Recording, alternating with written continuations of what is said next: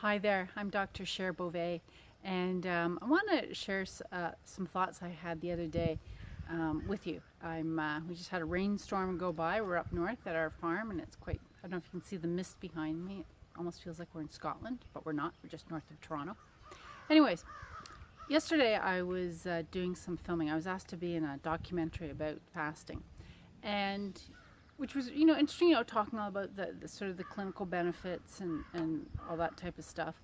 But one of the questions they asked me towards the end of the filming was, what else would I like to say about it? Just generally, any overall sort of comments that I'd like to share with people. And I wasn't really prepared for that question, but it was interesting because what came to mind and why I wanted to make this video was just the simplicity of it. And I've been in the health field for a long time, and over the years see various trends come and go, particularly when it comes to nutrition. You've got various diets, and the paleo and the ketogenic and the Mediterranean and the vegan and Atkins, and it goes on and on. And sometimes you take a step back and think, really, is it really this complicated? And they all have their benefits, and I know people have benefited from them, but sometimes it just seems like it's just become so complicated to figure out what you should eat, what is right for you. And this is the beauty of fasting and intermittent fasting, is that you're giving your body a break, first of all, from food. And in that process, it does change your physiology.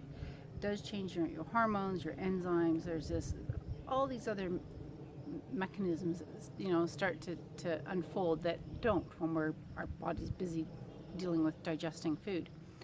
So with the fasting, I think in its simplicity, it sort of bypasses all this, which diet should be, and you're giving your body a break. You're giving a break from food, and in that, your physiology changes.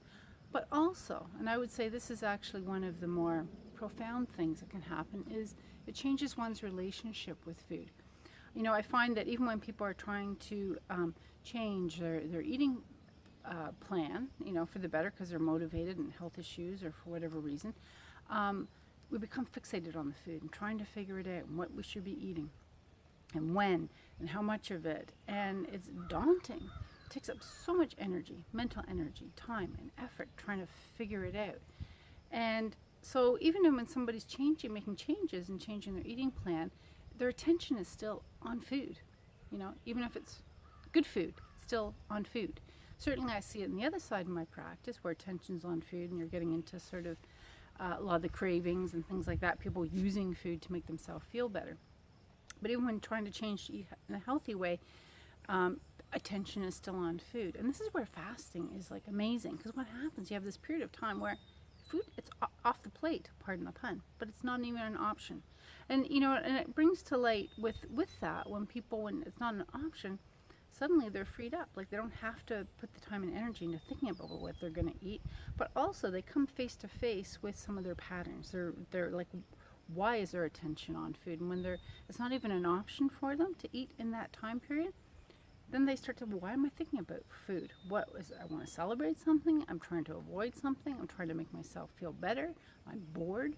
Like, what is it about this? And in that, they really start to change their relationship around food and stop using it to somehow make themselves feel better.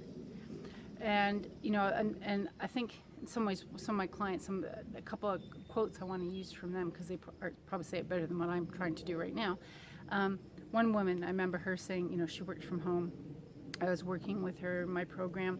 She was getting great results, and about partway through, she said one thing she noticed was that her working at home, often, food was a nice distraction. She could get up, go in the kitchen, make something. Even if she was trying to make a healthy choice, still, she was using food. And she said when it was during her fasting periods and it wasn't an option, she would notice, okay, here I am thinking about food again, what am I avoiding? And she started to notice how she was avoiding certain things in her work that she needed to do. And food was a great distraction. It was a great way of procrastinating. So once that was off the table as an option to use as a distraction, she just became very focused. She goes, I'm so productive. I'm so kind of re-engaged in my business. She goes, and I was kind of stalling a little. And this, I loved her line. She goes, I'm no longer hungry for food. I am now hungry for success. I thought it was beautiful. And another woman, similar kind of thing, but she said, I love the feeling, Dr. Sharon. I wake up in the morning, my stomach is empty. I love that feeling. And no longer now am I thinking, how am I going to fill it with food? And what food should I eat? Am I going to do a healthy breakfast or an unhealthy breakfast? Or what do I feel like? Or what are my cravings? And the internal dialogue. She's like, I just love the feeling of that empty feeling and thinking, how am I going to fill my day? So how am I going to fill my day? Not how am I going to fill my stomach? And I thought that was beautiful. And that, to me, epitomizes the beauty of using fasting as a lifestyle, quite frankly, aside from all the health benefits, but as a lifestyle. So definitely it's worth investigating, learning more about. If you wish to talk to me about it, please book a complimentary consultation on my phone, on my website, and I'd be happy to chat with you. But it definitely is a real game changer. There's an ancient wisdom to fasting and a simplicity that honestly overrides any sort of specific diet that you can imagine. Thank you.